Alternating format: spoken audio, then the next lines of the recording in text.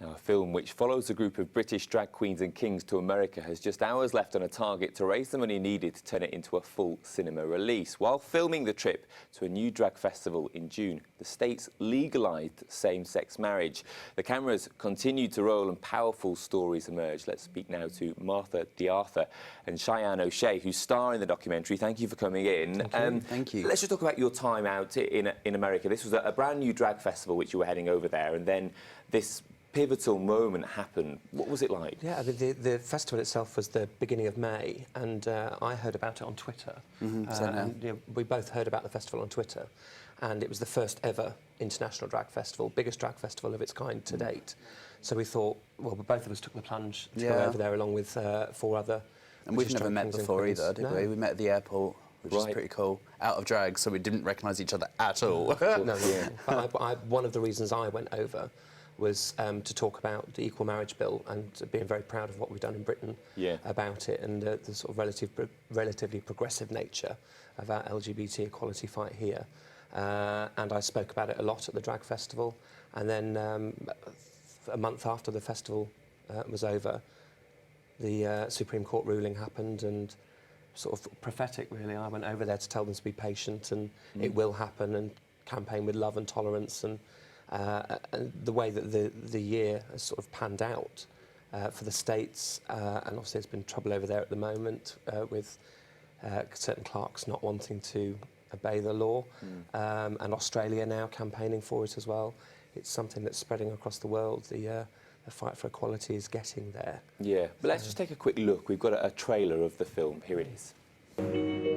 When I was younger and growing up, I was made to feel like I was bad because I was just so sideways compared to everybody else. There's 10 seconds of dramatic tension.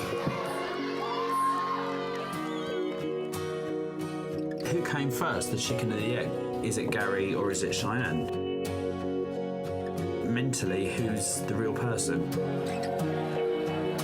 We achieved something in the UK that I genuinely didn't think would happen, and we got the Equal Marriage Bill through the first time. No one thought that would happen. It meant so much. So it's nice to be able to come here and say to the American crowd, be patient, it will happen, and be proud of Britain and what we've done about it. Cheyenne, we saw you in that there, kind of going through your journey of kind of understanding.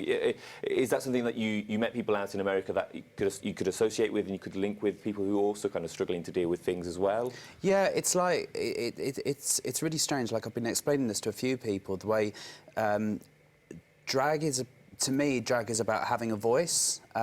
When I spoke as Gary, some people listened. But when you're a character and you've got this completely new persona, you've got their full attention, and that's why drag has made such a difference in the gay community around the world. Is that we're noticeable. People, regardless what they think of us, they don't forget us. Yeah. And that's the biggest thing that's on my journey anyway, the fact that people actually listen.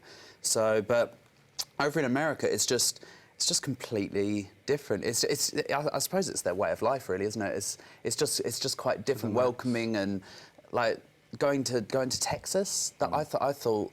I don't know what was going to go on there, to be quite honest, but I was just welcomed in arms. And even after the festival, the amount of people that have stayed in contact, and, you know, we've been made ambassadors, haven't we, of the Austin Drag Festival over there, and it's phenomenal about everyone coming together. It's just, I love it. I think the biggest thing I've taken from the festival itself is that there are infinite shades of grey when it comes to drag.